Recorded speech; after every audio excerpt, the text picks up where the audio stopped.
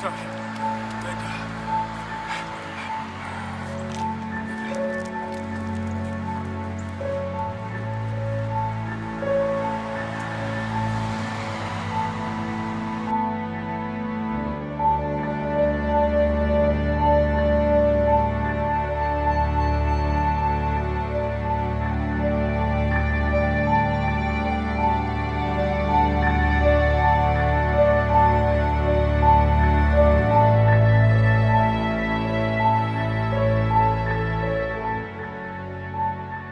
I just grew up loving to make movies. You know, when I grew up, it was a VHS and a big old shoulder-mounted VHS camera, and we used to borrow VCRs to do editing, or just not edit it. We just have to roll, and if we liked the shot, we kept it in the movie, and if it didn't work, we just erased it. And so at the end, we'd had one sequence of a story or a film. And then when I went to school, there really wasn't a lot of options for going into film. And really, we've seen a lot of changes in the last 20 years with editing software being more accessible and cameras being more accessible. So I teach film in high school, and it's just something I've always loved to do, be around the production, be around the technology, be around the storytelling. It's always been something I've just loved to do and been interested in doing. From a younger age, around like second grade I think it was, me and a friend of mine who lived down the road, we would kind of get together like after school and stuff like that, and like he had a little like SD camcorder sort of thing, so we would basically just go down in his basement and like create skits and like little, I guess, narrative movies and films and stuff like that, but they were like maybe 2 minutes long, or sometimes they were even like probably 20 minutes because we didn't really know how to edit them, so it was just like super long one takes of things and stuff like that.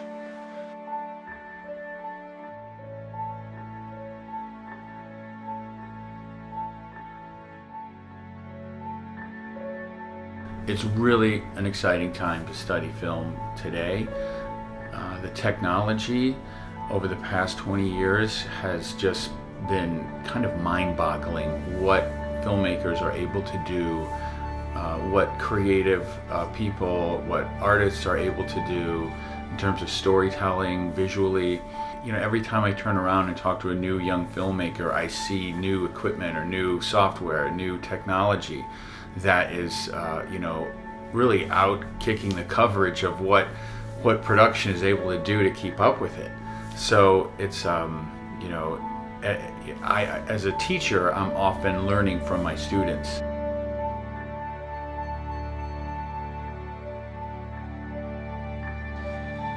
I think the best advancement in film lately is things that they're coming out with for smartphones and smartphones in general. I mean, we're getting to the point now where, phones are taking better quality pictures and videos than digital cameras. And, I recently purchased a gimbal, which is just, a stabilizing device for my phone to get smooth, stable footage. And, when you're done filming and you put it all together, it's just as quality as you would on a professional camera. So it's really about making things smaller and more portable, so that pretty much anybody can do this on a lower budget because it's more affordable and easier to carry around.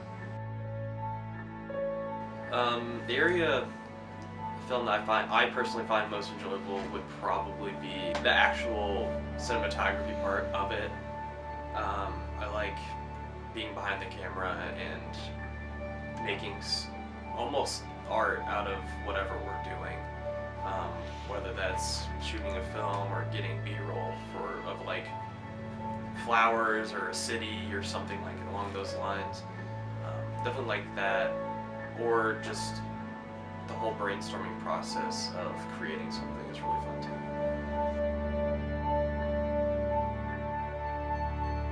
There are so many areas that you can go into in studying film. From a historical perspective, film is a medium of storytelling, and it's a medium. It's really an artistic medium, and to study the evolution of film from really over the last 100 years or so, from the silent era to the classic era to the golden age, to masters such as Kurosawa and Hitchcock and John Ford. These those directors, those storytellers really shaped the way we understand visual stories and visual media, and we're such a visual culture. It's fascinating to see. It's the roots of what we value and how we see the world through the history of film production. Film is An outlet. An escape. Film is everything.